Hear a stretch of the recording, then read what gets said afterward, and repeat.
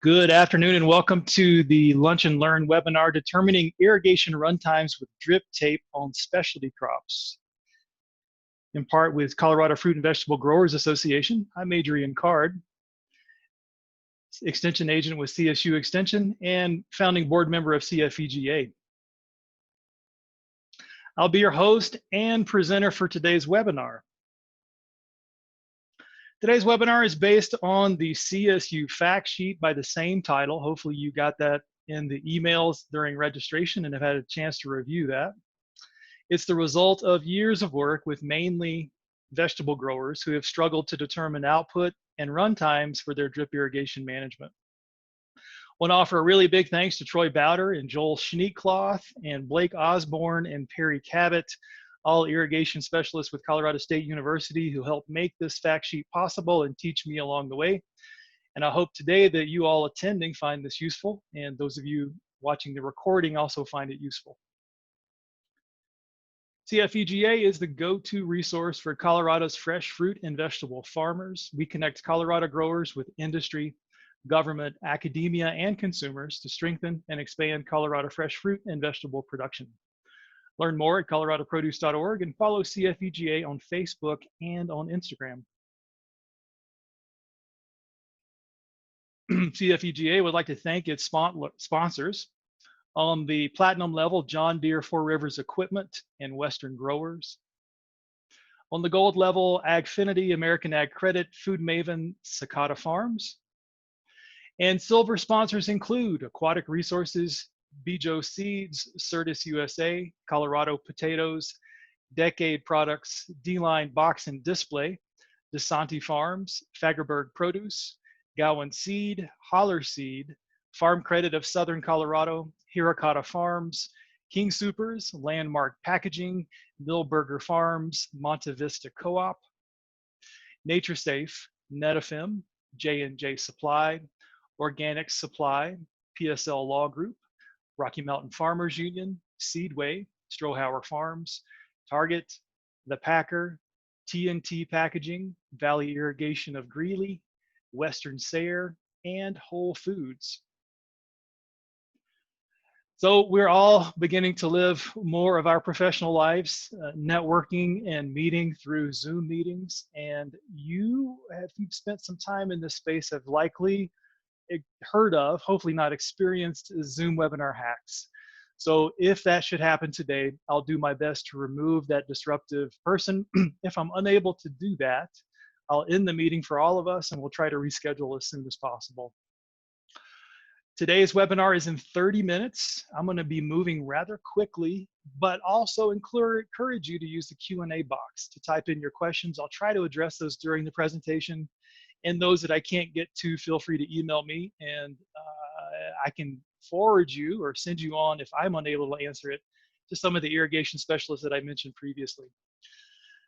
In case you're new to Zoom, you can easily resize a window, move it around, make sure it looks the way you want it to. A couple of other interfaces or one other interface. I'm going to launch a couple of polls during the meeting. This is my chance to see where you're at educationally, make sure you're catching the material, keep you engaged. So when I announce it, look for it. It'll be a dialog box that pops up. And like any multiple choice question, just click your response. So today's webinar is being recorded. It will be posted to coloradoproduce.org/water. Okay, first polling question, ready? Here we go. Did you read the fact sheet that was emailed to you? This will give you some basis. What we're going to talk about today, and have you or are you currently irrigating with drip tape?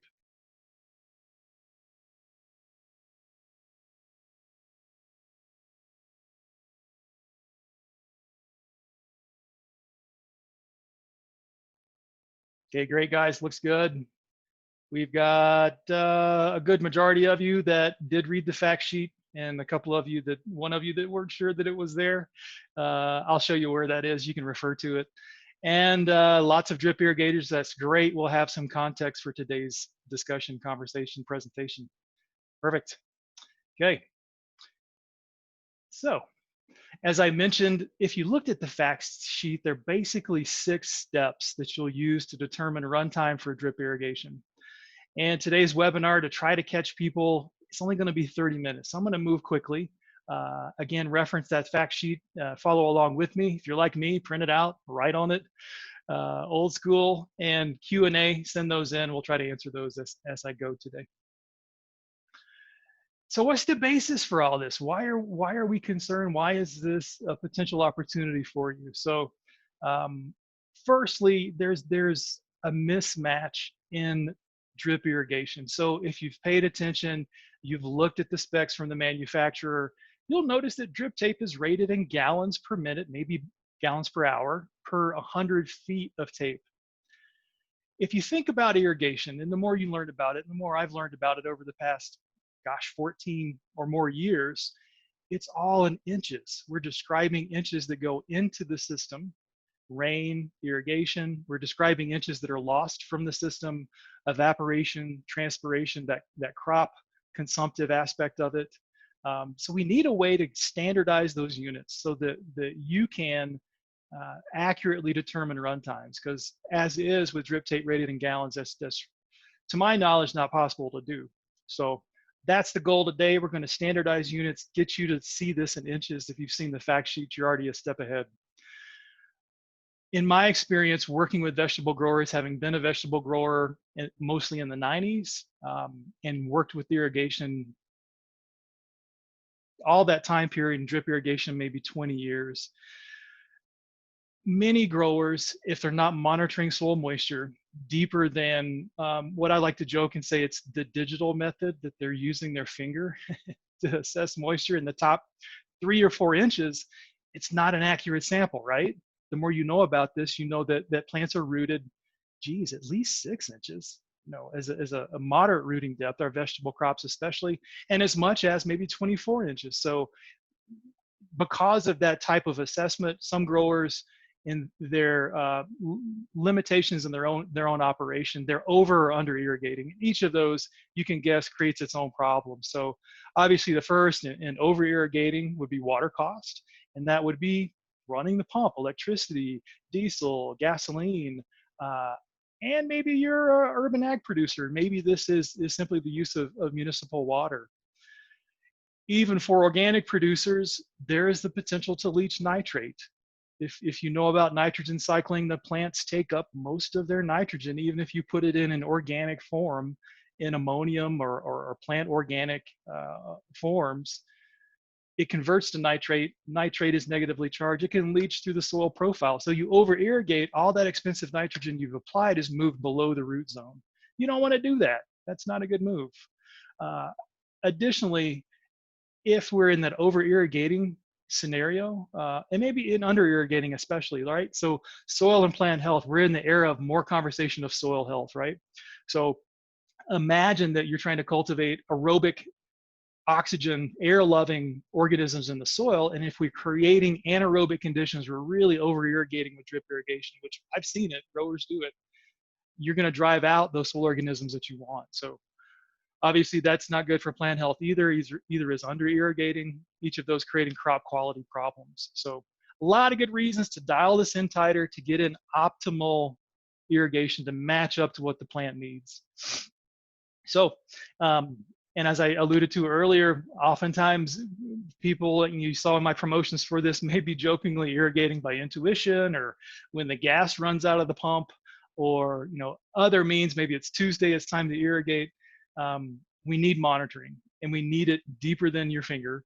So there's some super low tech, not super accurate ways to do that. And I want to encourage you, as we get further into this, to think about using sensors. There's some low cost ways to get into this. It's going to be learning for you to better understand how that soil water relationship, crop water relationship is happening. It's going to advance you professionally as a grower. So. Okay, let's look at step 1. Follow along, if you will, in the fact sheet. I like to think of soil, as I've taught irrigation management, it's not very unlike a sponge. That's something very relatable, right? We've all been at the kitchen sink. We've taken a sponge, we've filled it full of water, we've wrung water out of the sponge. So in the graphic here, take that sponge analogy and think about if you got that sponge completely wet and it's just dripping water. you are at the saturation point in this diagram. That there are no pore spaces in that soil or sponge that are not filled with water. Gravity quickly takes over, that sponge drips, if you will, the soil drains, and it moves to a state where that water is held in the soil at a maximum level called field capacity. And what we're going to be talking about today, and you've seen this in the fact sheet if you jumped ahead, is available water capacity in the soil. And you see it in the graphic here. Think about, this is that state in the sponge where the sponge, maybe if it sits on your sink, is slowly drying out over a period of time. For plants purposes, only 50% of the water in that sponge is readily available. And only for some plants. There are plants we're going to look at in terms of their management allowable depletion that can only be dried down much less than 50%. Our example today we'll work with is peppers. Peppers only want to be dried down 20% of what's available in that soil at field capacity. So to further this diagram, if you look at permanent wilting point, that's the point. Imagine the sponge is looking pretty dry on your sink. Plants can no longer extract water from that soil, even if it's present in there, because the soil holds onto it tightly. It has tension in the soil. We're going to talk about measuring tension later.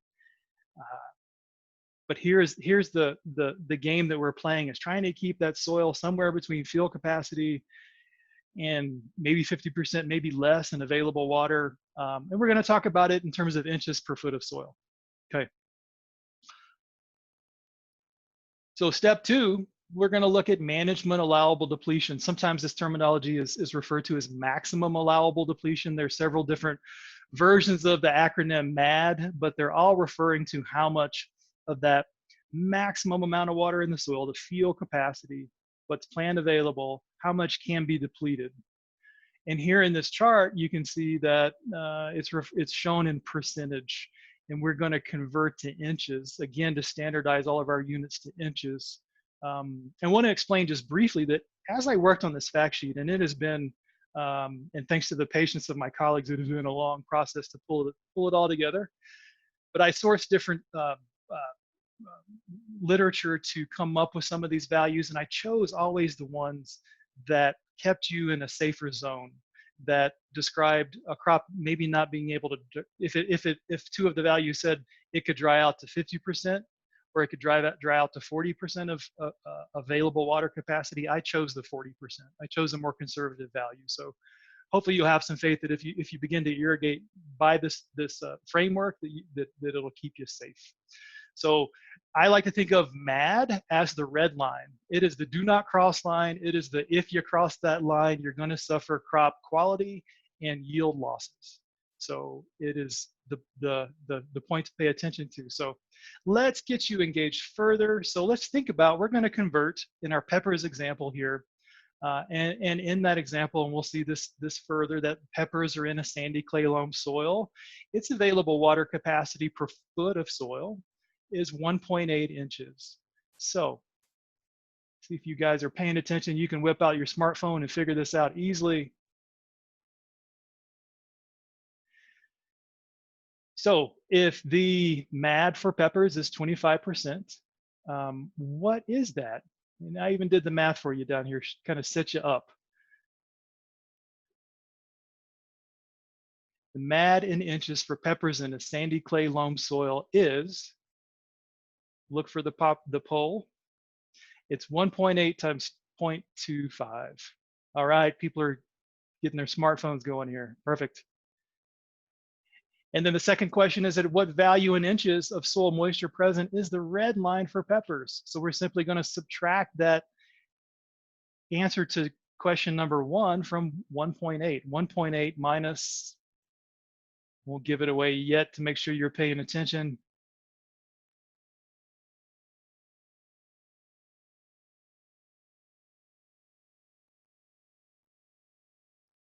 Y'all didn't think there was going to be math involved in this today, did you?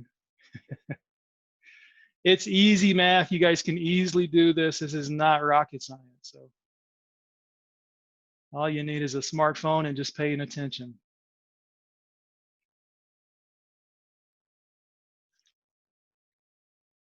Okay, great. Let's look at some answers here to this. So 1.8 times 0.25, we have 0.45 inches that can be depleted from this soil texture in this example. So those of you that chose B, hats off to you. So then what is that if the available water capacity in the soil is 1.8 inches, we subtract 0.45 from that, and 1.35 is the sum of that. And that is the red line. That is the inches of now in the soil that you cannot cross with peppers in this example. So let me know if you have questions on that so far. Okay, celebrate. You did some complex math here. You got this figured out. So I want you to think through in these steps that not all of them have to be repeated constantly to come up with determining the runtime. So steps 1 and 2 are fairly constant. You're going to know your soil's texture is not going to change. You can calculate that. You can know what that's going to be, on an ongoing basis. And number 2, calculating that the management allowable depletion is also going to be the same for the whole season for the crop. So if it's peppers or broccoli or whatever it is, you calculate it once. You don't have to keep doing that. Next up, so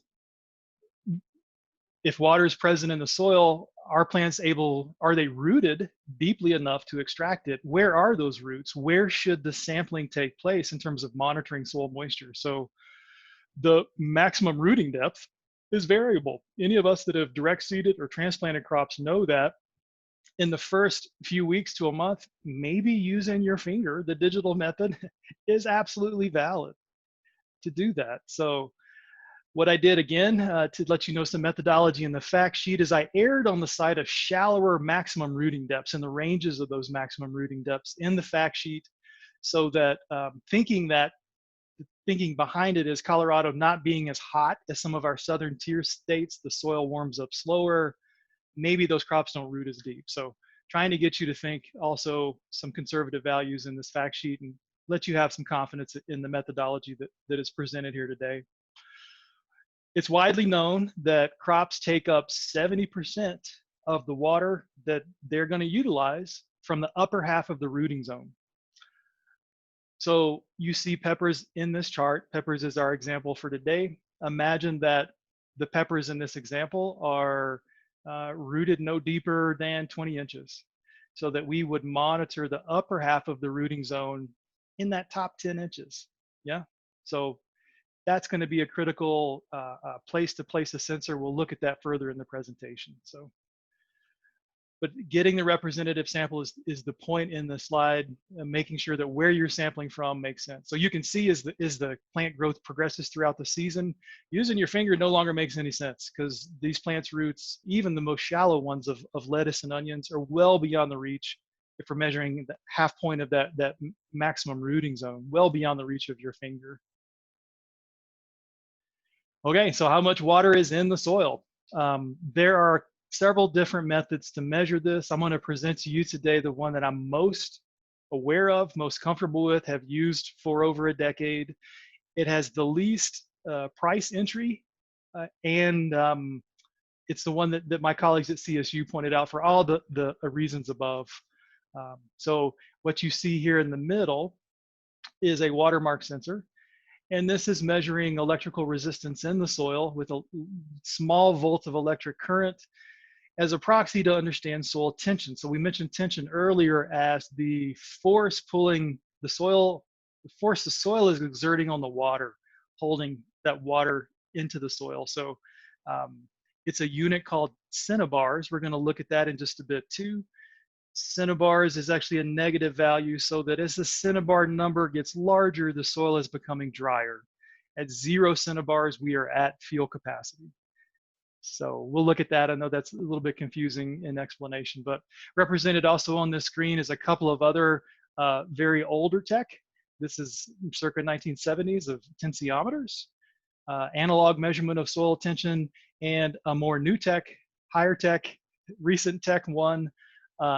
This is a company called Hortal that has created a tension-based probe that carries an electrical signal that it's carried onto a telemetry-based system that you can use to check on any web-enabled device, which is super cool.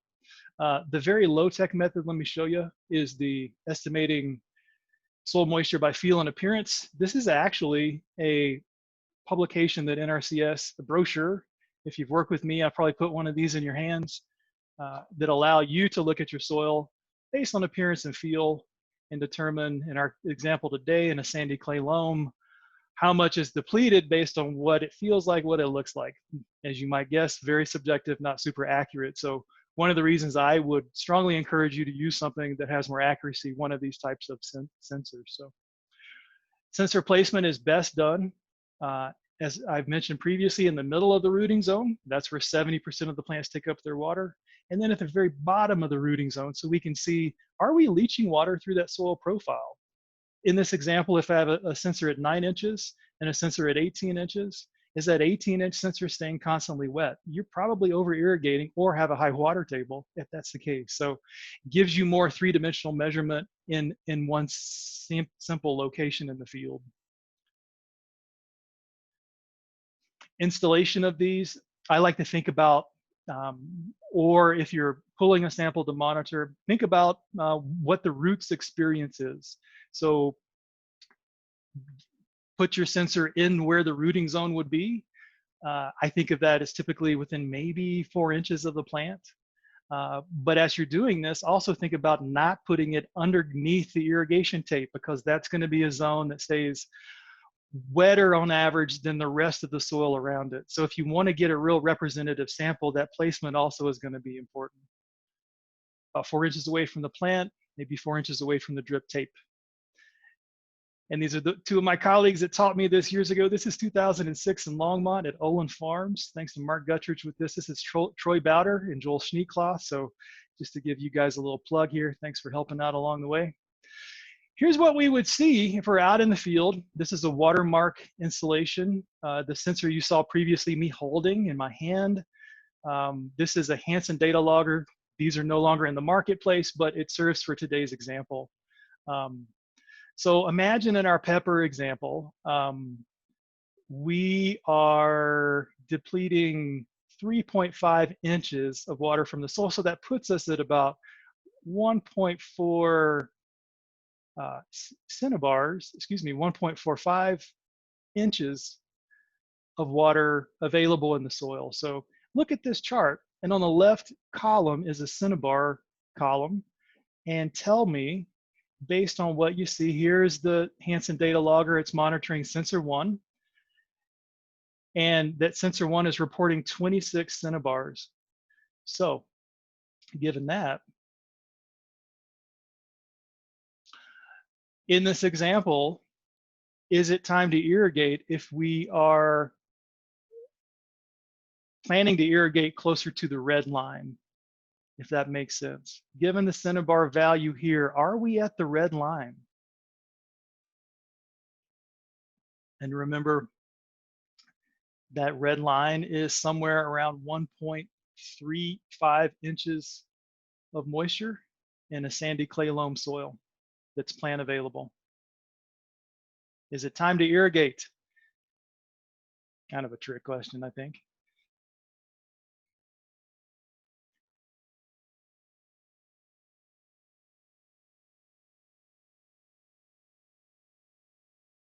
Great, good responses coming in. Anybody else want to vote?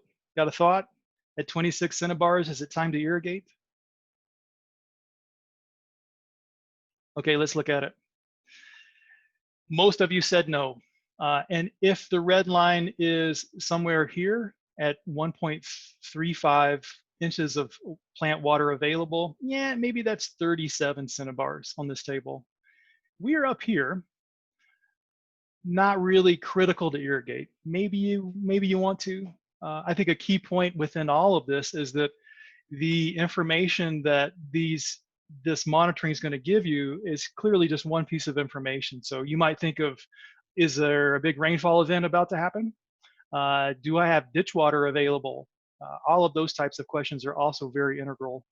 For those of you experienced, that's maybe an obvious statement, but okay. So next up, let's get down to the nitty gritty. How many inches of our do we need to put down in the field? So when I saw this tape, it was this table released from UC Davis. Blake Hansen had put this out. This isn't from the 90s. And I think we can still have some confidence in what they're finding here.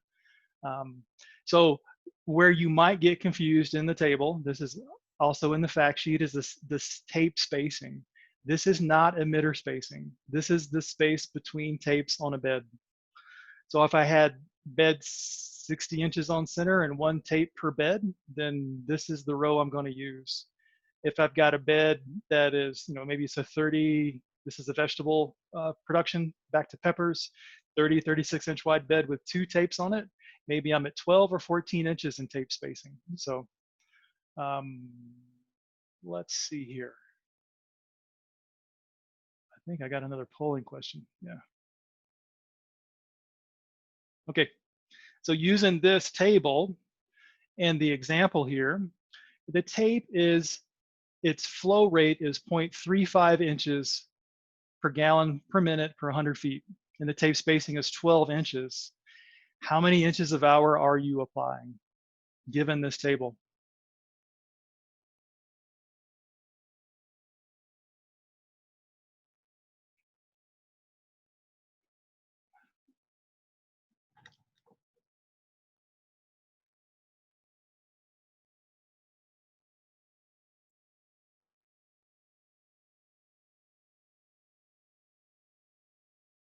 Great. So if you're connecting the row and column, 0.35 inches per hour, at 12 inches, I'm applying 0.34, excuse me, back that up, 0.35 gallons per minute per 100 feet.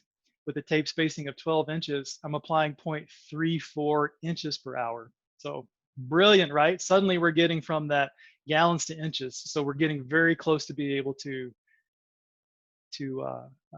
finish this calculation. So many of you got it correct. Hats off to you. Good job. And finally, as we're moving along step 5, hopefully this will be something to discuss in just a second here. Hopefully you're not mixing tapes and different emitter spacings and in the same irrigation zone. So if it's all consistent in the same irrigation zone, you do that flow rate, that inches per hour calculation once during the season. So making it simple here. Finally, let's bring it all home. Here is the example runtime calculation. The formula is at the very top underneath the red line, and it's inches needed to replace in the soil divided by inches per hour output times 60 minutes, whatever that value is, divided by the irrigation efficiency. So let's run through what that looks like. In the sandy clay loam soil, the available water capacity is 1.8 inches per foot of soil. If you're trying to replace in the second foot of soil, that's a whole nother calculation to figure out what the water is there and how much water you need to add to saturate the first foot of soil to flow down to the second foot of soil. But for today's example, let's just talk about the first foot of soil. The management allowable depletion, again, same as we've been discussing so far, is 0.45 inches. Let's say we're at the red line and we need to replace 0.45 inches in the top foot of soil. We've already done the calculation to see that we're at 0.34 inches per hour of output in the system. So here's the math up here, is the inches to replace divided by inches per hour output. We need to run the system 1.32 hours or 79 minutes. And if we factor in 90% efficiency of drip irrigation, that 79 then becomes 88 minutes to run the system. So once you're at full rooting depth, and you're at a place where the only 2 variables that you need to look at is what the Cinnabar reading is if you're using some sort of Cinnabar-based systems, some tension-based soil moisture monitoring system. And that's it, because you already know the flow rate of your tape. You simply plug that in here and run through the rest of this calculation. So wrapping this up, try to keep the inches in your irrigation zone the same. So I mentioned this previously. I've seen it where sometimes in an irrigation zone on a mixed vegetable farm, for example, there will be different tapes with different flow rates, gallons per minute per 100 feet, in the same irrigation zone. Well, we can't standardize if that's the case. And in some instances in the same irrigation zone, I've seen farms with one tape on a bed or two tapes on a bed. Again, that you're then creating in that irrigation zone different output, different inches per hour output. So harder to manage, harder to standardize. If possible, this is really hard on a mixed vegetable farm, but it gets a lot easier if you have one crop in the irrigation zone. But in the case that you don't, I like to advise growers, and this may make sense to you in your understanding of crop water use, but monitor the crop that's the thirstiest. And in my sense, that's the one that has the lowest management allowable depletion number. In this case, peppers, 25%. I would monitor that ahead of I would monitor broccoli at 50% MAD. Again, pushing the idea of using sensors, you can move into this technology for maybe $250. It's not super expensive. If you want to get into the technology with telemetry, it's going to get a bit more expensive, but maybe that convenience makes sense to you in your business. Increasingly, I'm seeing growers do that. As you get started, and hopefully you already have one, I like to bring a couple of props into my office. Hopefully you have a soil core. This is my favorite one. It can sample down super deep, which is really interesting to see at 40 inches. Soil core, I think if you're getting into using these sensors, you want to validate that they work correctly. The core is the best way to pull a representative soil sample similar to what that sensor would have, and use that feel and appearance method through NRCS and just see if it jives with what you're feeling and seeing. I want you to have confidence in that, and that you got a lot of money invested in specialty crops, making sure that you're not stressing them. So, and finally, one other pro tip is plants are going to need more water. They're going to tolerate less, I should say, scratch that, tolerate less stress, water stress during flowering and fruiting periods.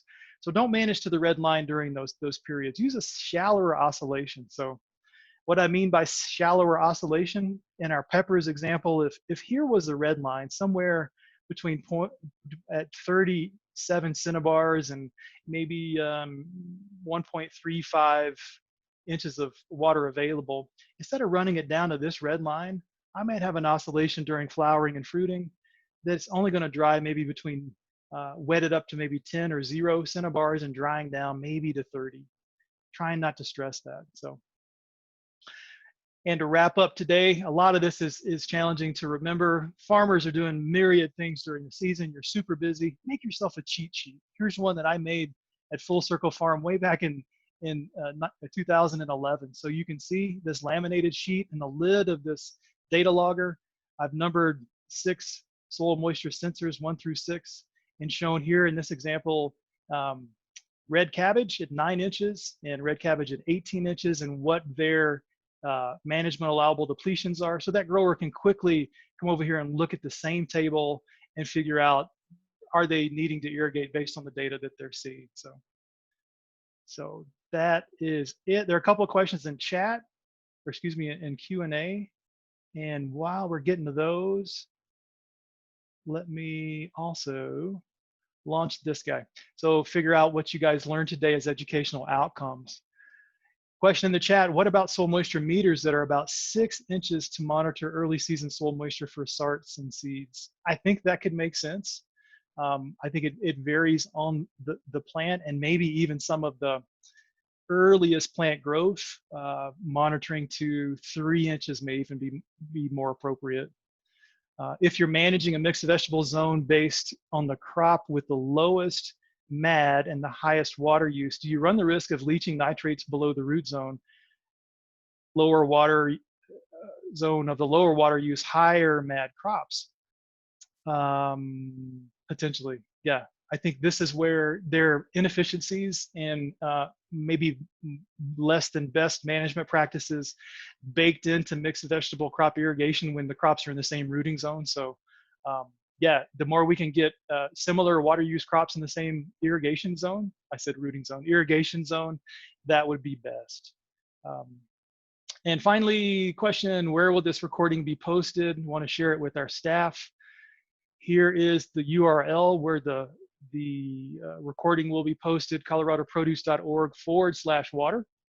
And I'm happy to follow up with you via email if you'd like as well. One other question in Q&A, do you see any new technologies coming down the road that will help soil moisture measurement? I have seen some R&D that's in concept phase coming out of CSU that are biodegradable soil moisture sensors, maybe the size of a penny or a dime, that are buried in the soil that are connected maybe by a thin piece of wire. So I think we are on the cusp of high-tech, low-cost emergence of technologies. Really this is probably a great prompt for a next webinar to bring in some of my colleagues who work in this field more closely, but yes, I think we're going to see more emerge as we go. So great. Well, with that, thanks everybody for coming in today, and please let me know if I can assist you further, and have a great day.